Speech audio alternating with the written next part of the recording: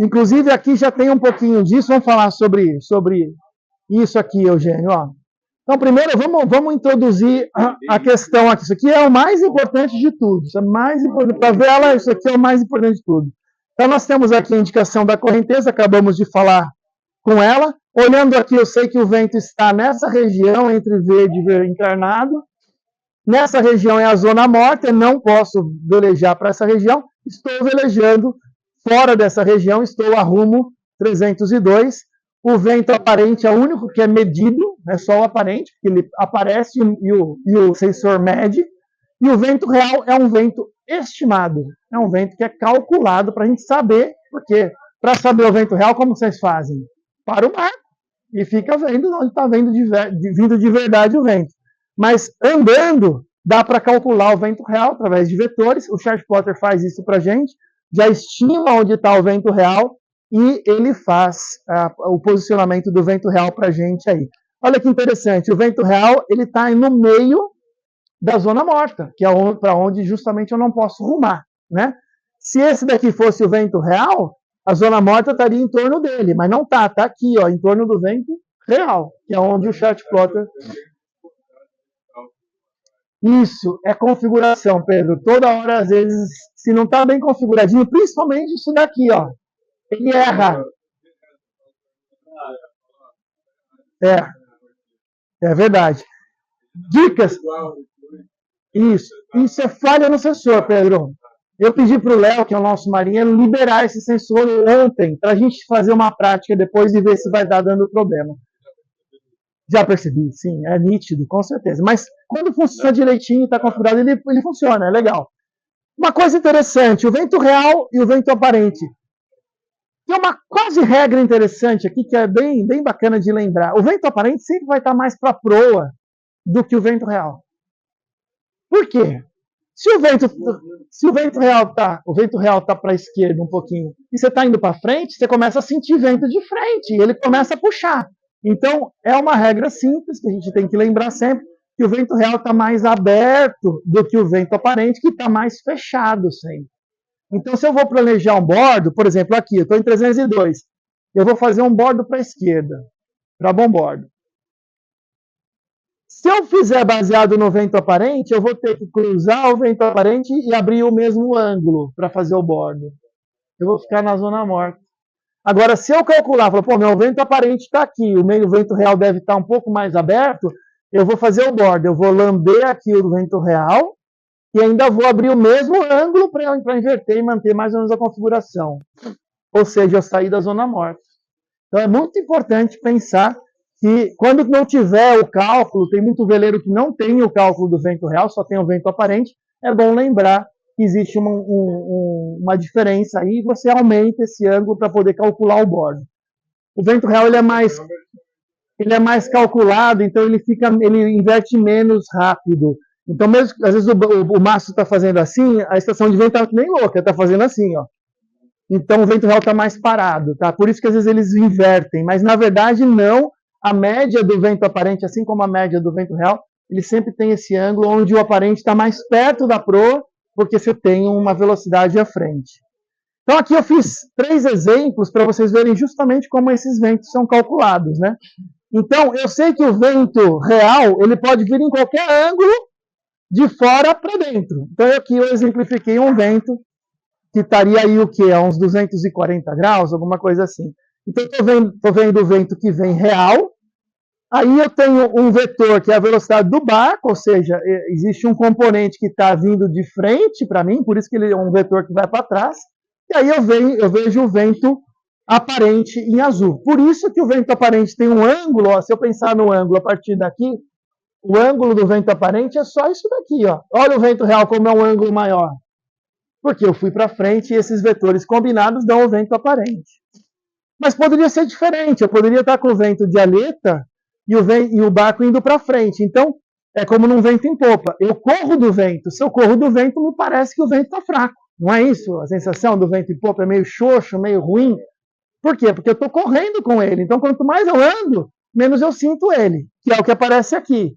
Eu tenho a velocidade o vento na direção de aleta aqui, quase popa, vamos dizer assim.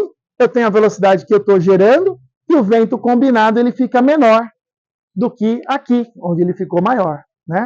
Então, a mesma composição de vetores, tipicamente nesse caso, então eu teria o vento real aqui mais aberto, que é este, e o aparente, de novo, mais perto da proa, porque eu estou indo à frente. Então, o A sempre tende a escapar para a ponta aqui, para a proa.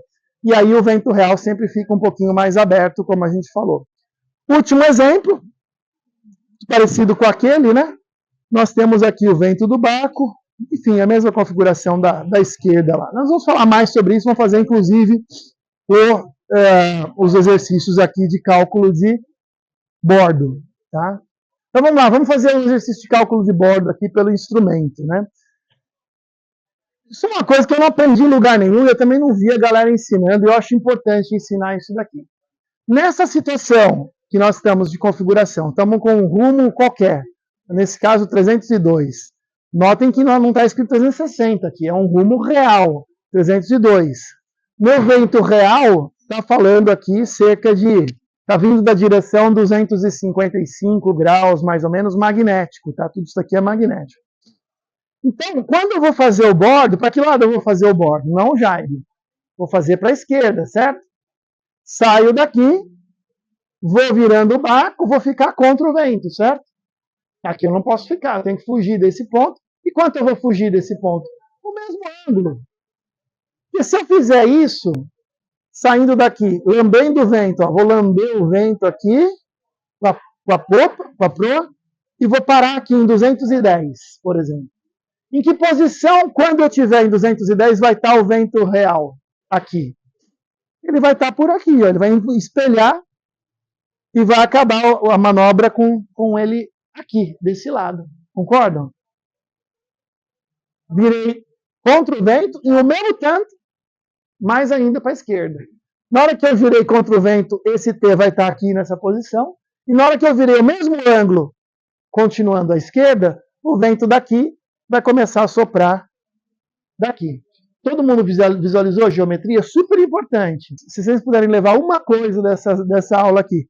Se eu tiver com o barco em piloto automático, qual que é o ângulo que eu vou girar simplesmente? Eu vou girar para a esquerda aqui o cursor. Qual ângulo eu comandaria? 205, vai? Pronto. Então eu fiz o jibe, desculpa, fiz o bordo, sem eu apertar o botão do... Só que preciso, cara. Eu vou direto... A leitura você já gira o piloto automático e acabou. Então o que eu faço? Frequentemente eu pego aqui o cursor, ó. Galera, bordo, pá, giro para 205. Ele vai fazendo, eu vou aqui, ó. Ele vai chegando, ele para no ponto certinho e fala, ó, o vento está do lado certo. Nossa, só que legal, né? E no ângulo bom. Aí, claro, sempre que tem que dar uma ajustadinha depois. Você dá 5 graus, 10 graus às vezes. Mas já fez a manobra, saiu do vucu-vucu e você já está liberado para voltar para tomar uma batidinha. Beleza. Então, vamos embora. Seguindo aqui nesse exemplo, então, eu fiz graficamente aqui. Então, outro jeito de entender a mesma figura. Se o vento ele estipula uma direção, que é esse vetor aqui, essa reta, é como se fosse um espelho, ó. Eu estou vindo nessa direção e eu vou espelhar. Esse espelho é exatamente os 205 graus que eu tenho. Da mesma forma, poderia estar outras direções de vento. Se tivesse mais assim, o espelho jogaria mais para cá. Se tivesse assim, eu jogaria menos, rebateria menos o barco, né? Então, muito bem. Então, só uma colinha, né? Então, se eu não tiver vento real no chart plotter configurado, ou meu sensor de velocidade na água está ruim, meu vento real está furado, cara, esquece ele, pega o A, pensa, do A para o T tem sempre uma abertura maior, o T, já estimo o T, e com essa estimativa eu calculo o ângulo de bordo. Acabou também, não precisa de um mega computador, de um mega chart plotter te calculando o vento real, que é um cálculo complexo.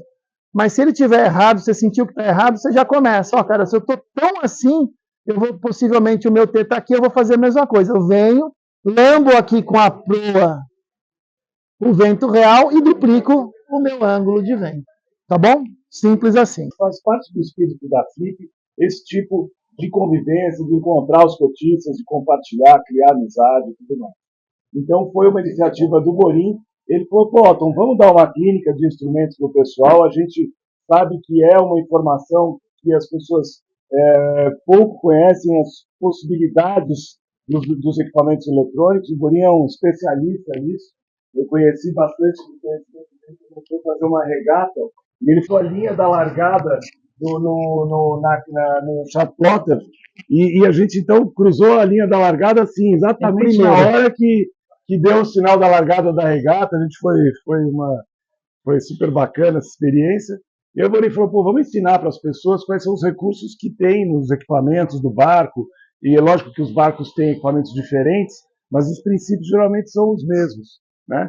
Então, tá aí, o Borim vai dar essa contribuição aí para todo mundo e vamos aproveitar esse conhecimento. Faz parte do espírito da Flip esse tipo de convivência, de encontrar os cotistas, de compartilhar, criar amizade e tudo mais. Então, foi uma iniciativa do Borim. Ele falou, pô, então vamos dar uma clínica de instrumentos para o pessoal. A gente sabe que é uma informação que as pessoas pouco conhecem as possibilidades dos equipamentos eletrônicos. O Borim é um especialista nisso. Eu conheci bastante do conhecimento dele, começou a fazer uma regata, e ele foi a linha da largada no chat plotter, e a gente então cruzou a linha da largada assim, exatamente na hora que deu o sinal da largada da regata. A gente foi super bacana essa experiência. E o Borim falou, pô, vamos ensinar para as pessoas quais são os recursos que tem nos equipamentos do barco. E é lógico que os barcos têm equipamentos diferentes, mas os princípios geralmente são os mesmos, né? Então, tá aí, o Borim vai dar essa contribuição aí para todo mundo e vamos aproveitar esse conhecimento.